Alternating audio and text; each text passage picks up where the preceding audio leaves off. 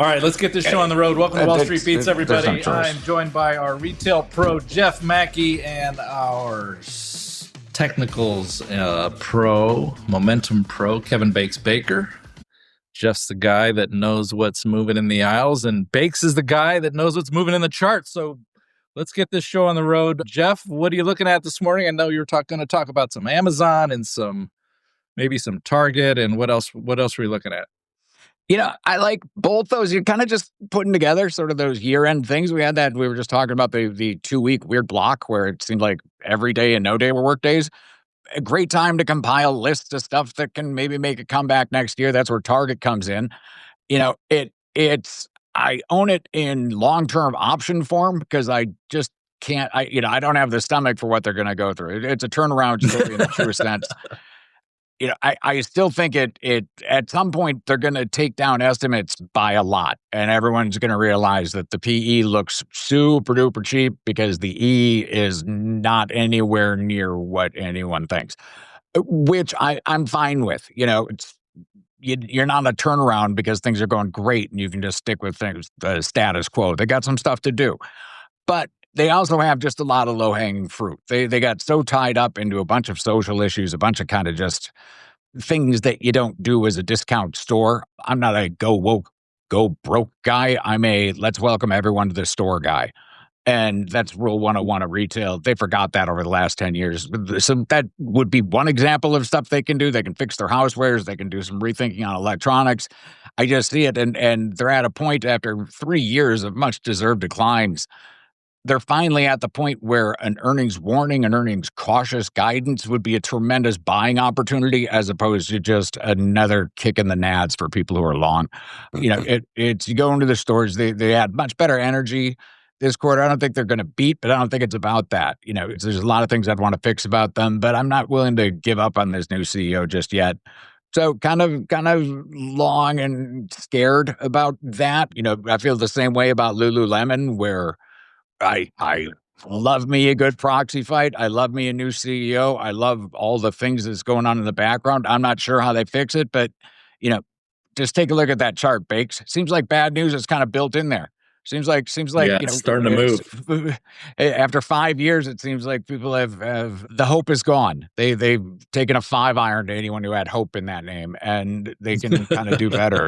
And so I think that's a real opportunity. In the land of good stuff, you know, there's Aritzia, which, honest to God, it's on the Toronto Stock Exchange, which, as I always say, is two guys on snowmobiles with like a coon dog that overlooks the traffic, and so it's a little hard to get, it's a little hard to buy, but it's been on just a screaming run, and in specialty you never fall in love with them, but man, I can have a crush with a toward fling with stock that just keeps posting unbelievable comps. What I think that's going to be is one that I put it on a own it for the year list, where it was last year. You know, hard to kick it off after 100% performance. It's like, you know what, I guess I can leave you in my top 10 for this year as well. But, you know, it's, you know, eventually this is going to top, because of course they do. You know, Lulu was once a glorious story with numbers that look like software as well. And they always top, but that's just the nature of the beast. But while they have runway like this, it's just, you got to be there. There's you know, this is a story where they just increased sales in the US over Canada for the first time last year. So it's just kind of getting to be known. This was the first year that I really heard people talking about them in the streets, other than where their stores are located. We happen to have one here in the local mall, so I've been hearing about it for years. But, you know, as I would travel around, I would see more and more excitement with their stores. They got a better store. They got a better box. And I tell you what they really have, which excites me, speaking of Lulu, is they've got a customer that they own. They've got, if you walk into a finer office building and see professional young women walking around looking, you know, it's my daughter works at a bank. That's Aritzia's customer, much the way, you know, a hot mom should be wearing Lulu tights 5 years ago. A young professional woman who's looking for kind of affordable, achievable luxury is going to have something from Aritzia on her body, or it's just, you know, that's their customer. That's a customer that they should own. They're doing a better job in that space than anyone else. And it doesn't get better than that. That's the kind of those are the kind of things that you let run a little bit, as opposed to, like, there's a lot of trades in this space, but it's when you see a trend like that, when you see someone just doing better than the other retailers. They've even got stuff like little sections for the husbands to hang out in. Nice cushy couches where the husbands can all stare in their phones and ignore each other while their wives are shopping. Calling out. I'm gonna go look for one of those places to go sit next time I'm in the mall. Is there a bar? Well, you should, right? I mean, it's and if you just see it all looking kind of sheepish, like, yeah, I guess I'm just her yak today. It's just loading me up with pack mules. I'm carrying my wife's bags, but it's they have Wi-Fi, and I don't mind sitting here. They're doing better stores, better merchandise, and better marketing, and they didn't have an app until October. They didn't have larger revenues in the U.S. than Canada until this year. There's runway, and this is going to explode, and kind of, it'll end in a supernova. It's not going to end with kind of sputtering sales. They report this week, obviously, with that chart. They better report huge numbers, but with what I know about this company, and Stifel just raised to, I think right after the new year, Stifel raised their number to 120. So that was pretty bold, right ahead of the print. So yep, and they acknowledged in there. They said, the numbers better be great. But I kind of agree with the analysts there, where they're chasing a little bit. I'm chasing a little bit. I've been long for years, been talking about it for years. It's just kind of one of those stories that's really come into its own. There's nothing not to like about it, other than it being kind of illiquid and hard to buy and a pain in the butt. But it's not some penny stock. The market cap is up there. It's plenty expensive. It's plenty big. It's just a matter of getting hold of some shares and being willing to ride it out. Well, and with the tailwinds, Jeff, why don't they trade on the NASDAQ? Why haven't they moved? It seems like this would be the opportune time to do it, is when you've got this much wind at your back. Make it available for people sticking with their knitting. Yeah.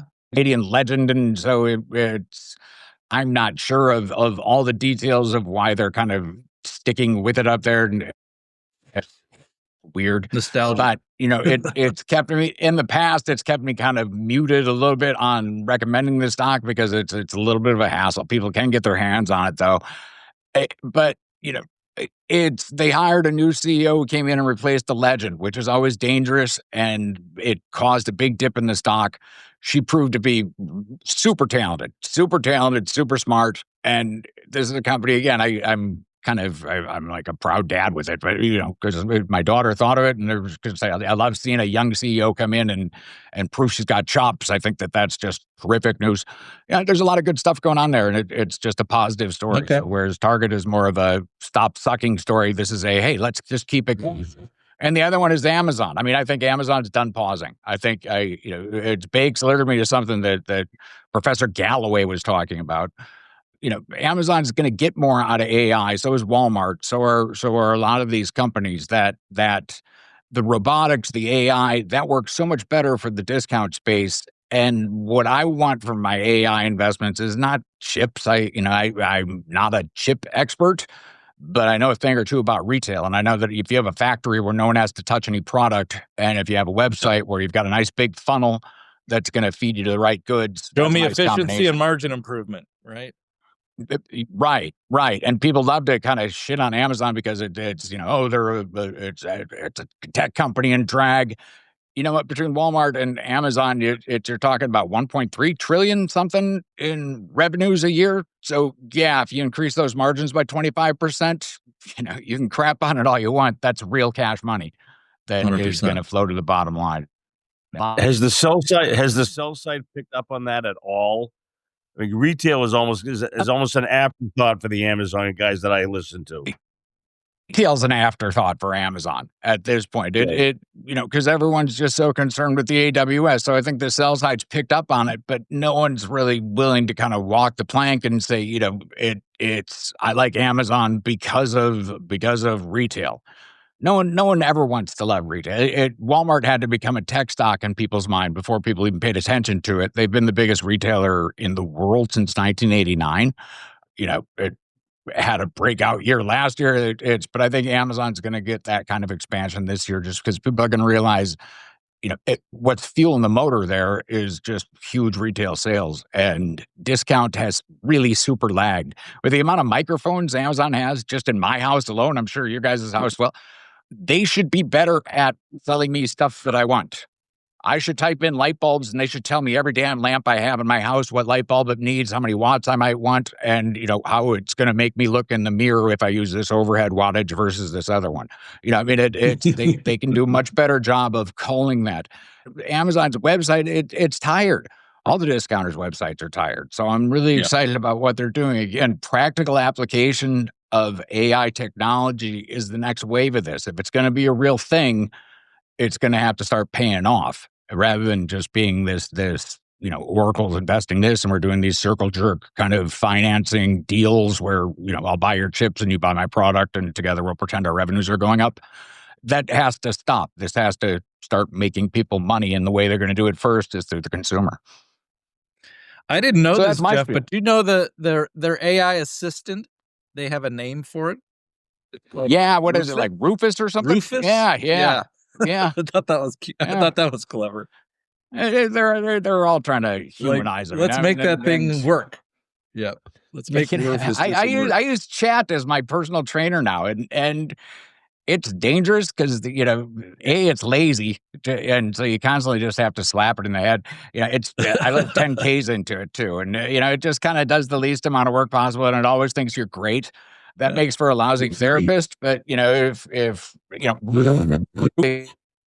tell me exactly the kind of lamps I have in my house, what light bulbs I need, just sell me stuff in a practical way. And, you make a lot of money by just uploading all these ad placement sort of Chinese crap knockoff stuff of the different product. Amazon does a lot of that.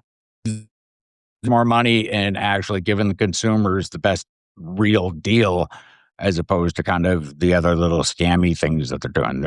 You would think to bring to the next level. You would think based on customers' buying habits that they would have figured out, how to push more notifications to you about you probably running out of this or you're probably running out of that.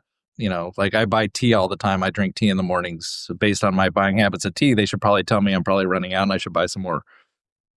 And they're kind of good at that. But again, if you just enter a prompt there, and I don't know how, I haven't played with Rufus that much because again, he can start giving me workouts that hurt me, but just because he's mad.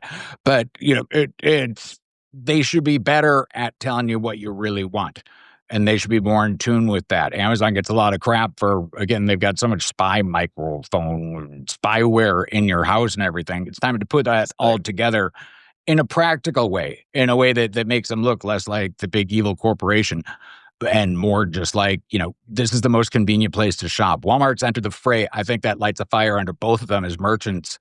And the discount store space is due for revival. They're the worst online shopping experience of anyone.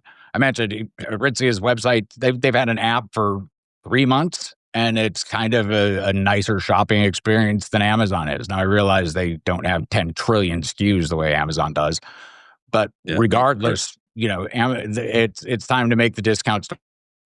Jeff frozen Jeff in San Diego.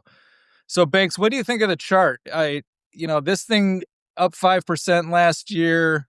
So I guess you'd call that a laggard compared to everything else, to most everything else. The word is you could argue this thing's cheap at 12 times. Well, this probably looks like a good value play for 2026 at a minimum. This is Amazon you're talking about, correct? Yeah. Okay. Well, I sent to everybody, but especially Jeff, who's forgotten more about Amazon than I know. And, I listen to people I disagree with, like Scott Galloway. And, he has been very forceful in all of his podcasts and any interview that, he picked Google last year as his number one pick. And he picked Amazon, and he walks through, they've got 1 million robots and everybody else is second at, whatever the number is. And he just talks about, you have a margin explosion waiting to happen. And this has kind of happened in the past. They've, spent and quote unquote invested. And then all of a sudden you take your foot off the brake, the spending brake, and the bottom line explodes. And, I don't know if it's going to be next quarter. The Christmas quarter might be a good place to start. I don't know when we see that. But I'm intrigued by, a name that everybody thinks they know. And then all of a sudden, you've got to have a bunch of people get on CNBC and talk about, how their margin expectations have to be ratcheted up. But I just, the fact that it underperformed this past year, I kind of like that. I like this volume gap on the earnings and on high volume. And I think that this is a base, and you take out this 256 or so level, and you're off to the races. And I also like the fact that, it's, I don't know, but Jeff, you might be able to tell me it's what, 5% of the S&P, some number like that. And my suspicion is you've got a lot of managers, the passive people are going to be there, but then the active people say, wait a minute, I bet too much on Meta. And now Amazon is the AI play that everybody is talking about, where they're benefiting from investing in it, and I've got to be there. So I think you've got a lot of things coming that, and you could spend your time doing your work right here, but be ready for the breakout at whatever this is. I want to give you exact numbers. So 258.60, you see a print above that, and I bet you put on another 40, 50 points pretty darn fast. Okay. And there's a lot of things that can go wrong. You see a print like that, and Bezos is going to sell 20 billion dollars worth, and it's they've kind of been stepping on their own stuff there for a while. But it's going to seem obvious in retrospect. This thing trades off. Last quarter, it was because AWS was up more than 20%, and that was the magic number, and so everyone fell all over themselves buying it. That's not the breakout I want to buy. I want to buy sustainable margin improvements on their $500 billion retail business, because in terms of investing in AWS, it's pretty much since Buffett. They've spent, since 1997, they've come out and said, we're just going to keep investing in crap that can make us a better company. And in the meantime, they've kind of replaced most of the postal service. They gone from a bookstore to an everything store, and they're leading the way on a bunch of AI initiatives. They're pretty good at investing, is my point. They're not bad at it. I'm less inclined, once it stops trading off just silly things like 20%. Well, if it was 19, I would have sold it down to 190, but since it's 20, I'm going to buy it up at 250. Stop it. Just stop it. They're the biggest. They're going to be the biggest retailer in the world. It's the only sector of retail that's growing still anywhere near double digits, even in a year like last year. It's a stock. There's not many of them, but this is one I just own and chuck in a drawer and try not to look at it too much. All right, Jeff. I think it's going to be interesting if you see the print that Bezos, sold, $30 billion worth of stock, and see how the market soaks it up. And if the market shrugs it off and marches higher, then you're really bullish. Because if it can take that news and move on it, then I think it's going to be great. On another note, you're back to your Aritzia. They're in Boston at the Pru, so I'll go check them out today and report back what I hear. I've never heard of the company before, so this is educational.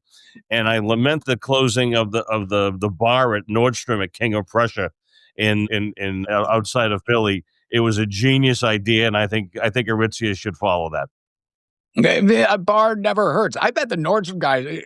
I have a conspiracy theory that they drove that business to the ground just so they could take it private. It took them like a decade and a half.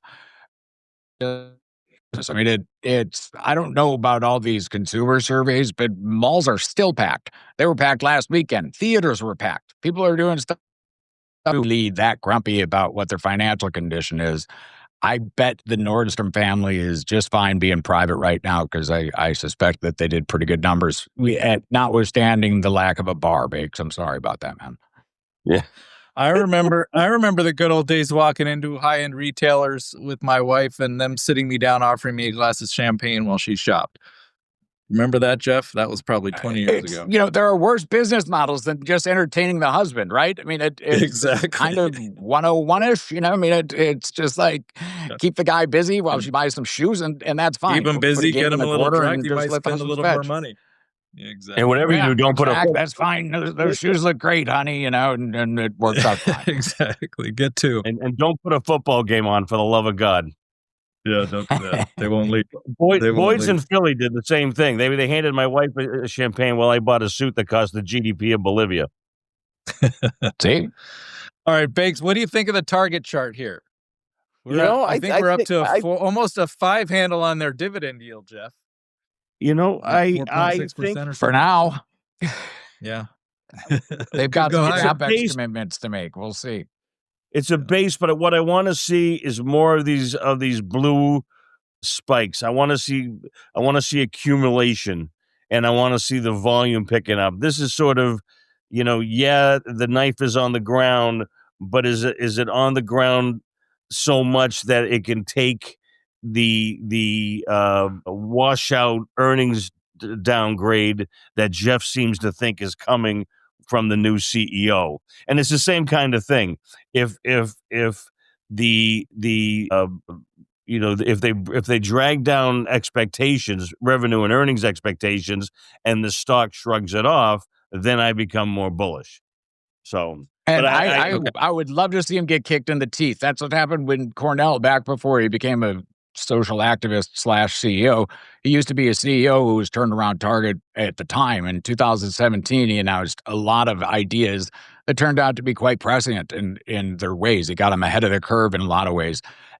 They're going to spend more. Their CapEx is going to go up by some 50%, and it's going to be a huge chunk of what their free cash flow is. So they're playing with fire a little bit, but people who don't know that haven't been paying attention at all.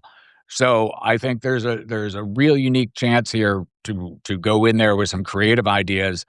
If the CEO is kind of worth what they're paying him, and God knows they've had a good look at him. He's an insider. That's why the stock tanked last time.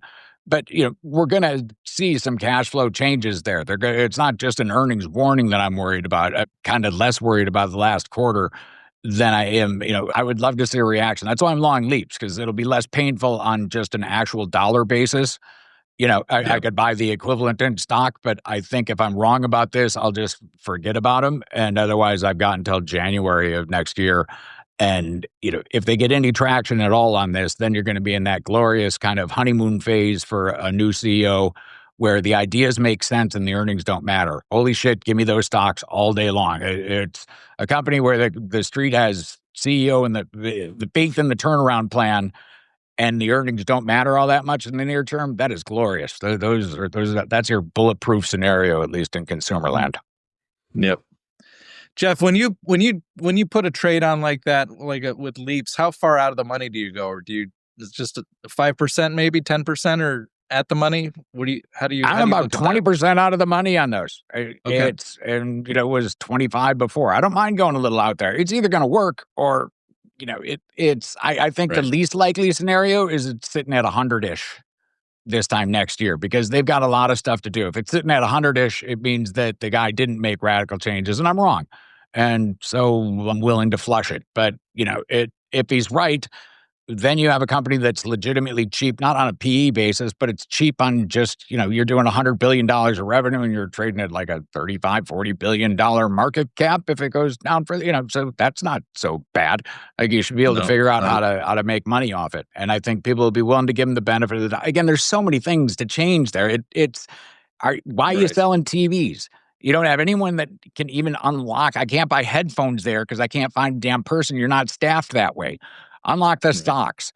Redo the stores that you have in the city that are just dumps. Like so many things you can do that fix that store up. They're housewares. Housewares, they sell 50 different coffee machines, and that's their housewares business now. It's like, you just get off your arses and make the place work again. Just do some basics.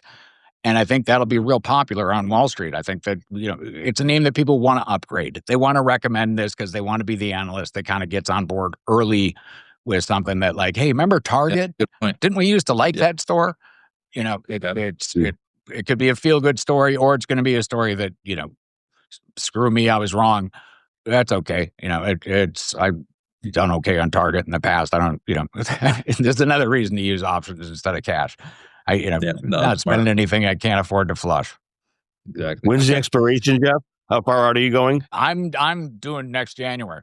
So okay, at the time I bought them last month, so I got 13 months at the time. So puts me into a whole new tax year too. Yay! All right, Bakes, you want to cover anything else outside of retail? Real quick. Talk about your oil services plays from last time we talked. I could do that. This is XES. The number 4 name is Robert Marston's Weatherford, who has been an absolute champ on this.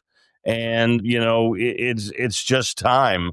And frankly, they don't have to really do anything with Venezuela anytime soon.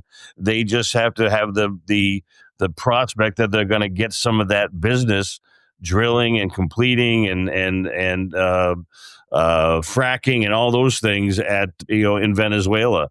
And so it's I'm here. I'm happy to get bigger. I think I'm probably going to.